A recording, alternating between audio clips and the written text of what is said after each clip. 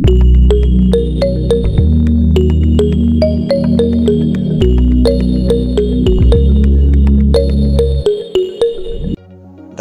wowe ukanze hano kuri iyi video kugira ngo uyirebe. Niba utarakora subscribe, kora subscribe, ukore no kuri notification, hanyuma ujye ubona video buri ko nyisizeho. Rero uyu munsi tugiye kureba ijambo ry'umunsi. Ndagaruka mu kanya. Ijambo ry'umunsi riragira riti: ntuzigere ushaka amafaranga, ahubwo uzareke amafaranga gushake.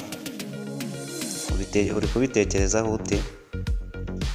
Iyo ushatse amafaranga mu nzira itariyo, kubera ko ari amafaranga ushaka, aho utarateguye inzira z'uburyo amafaranga wayakoreshaho kugira ngo yagukoreshe, bikarangira uguye mu mutego wayo, bigatuma uhura n'ibibazo bigiye bitandukanye, harimo kwishora mu ngeso mbi cyangwa se ko hakuviramo igifungo kubera ko uri kuyashaka mu nzira itari ya nyayo. Rwose nuko nguko mbyumva kandi nuko mbitekereza. Ikindi rero, wowe utarakora subscribe, kora subscribe. Video nzashyiraho ntizagucike, cyangwa se video nzagenda ashyiraho ntizagucike.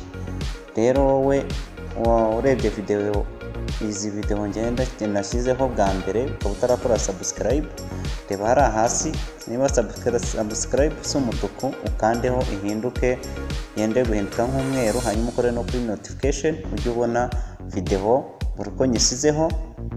Hanyuma niba ukeneye kureba izindi video nagiye nshyiraho, reba ngo handitse Urumuri TV 20 ukandeho, hanyuma urebe amavideo nagiye nshyiraho.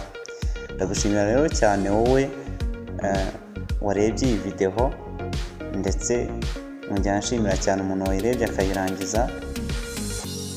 Hanyuma reba izindi nagiye nshyiraho nk'uko muze